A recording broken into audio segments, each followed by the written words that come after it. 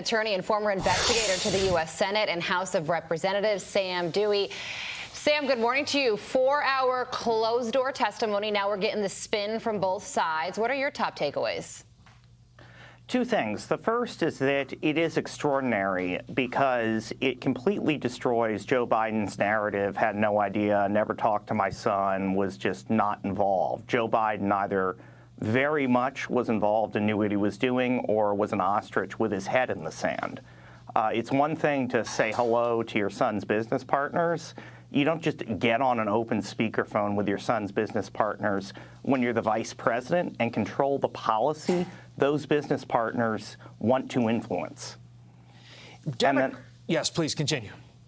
Sorry. And then the second point is that we need to dig down and see what else there is, because documents and records should exist that will either corroborate Archer or corroborate Biden, and we need to get those. Okay, to that point, if you were leading this investigation, who would you want to talk to next based upon Devon Archer's reported comments yesterday?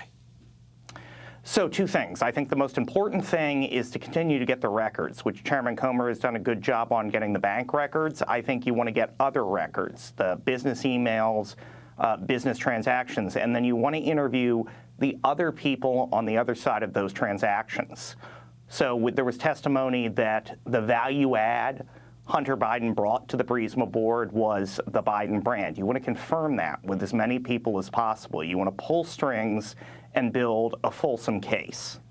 Yeah, so Congressman Comer, who listened to the testimony yesterday, said that Hunter Biden was under immense pressure to get the prosecutor looking into Burisma fired. And then a few days later, Joe Biden goes to Ukraine and threatens to withhold $1 billion in U.S. aid unless the prosecutor looking into Burisma is fired. And then separately, you have this FBI informant that says that Joe and Hunter Biden got paid $10 million to make that happen, to get the prosecutor fired. So if all of that is true, what does that mean?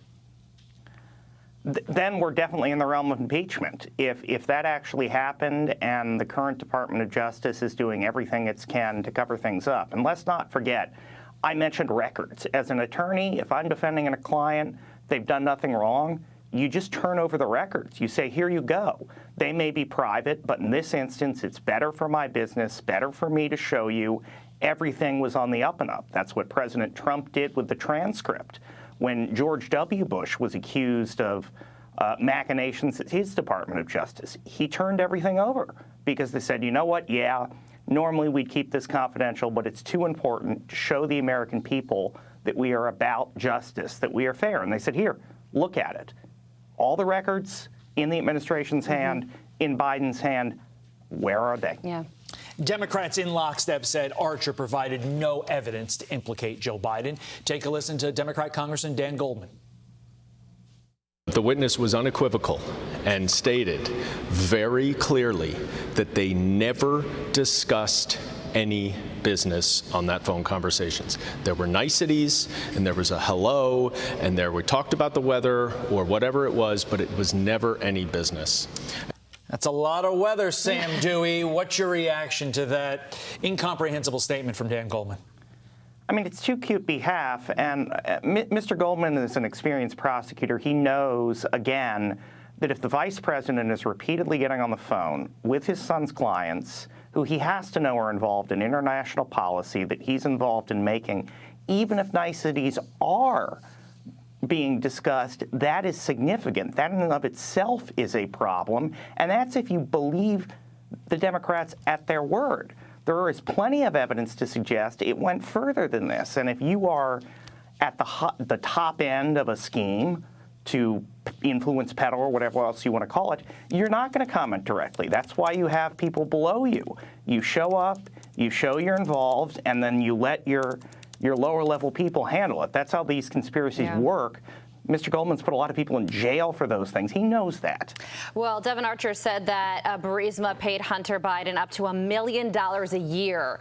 So now the question becomes, what did they get in return for that money spent? Sam Dewey, thank you for joining us this morning. Thanks, we appreciate it. Thank you. I'm Steve Doocy. I'm Brian Kilmeade. And I'm Ainsley Earhart. And click here to subscribe to the Fox News YouTube page to catch our hottest interviews and most compelling analysis.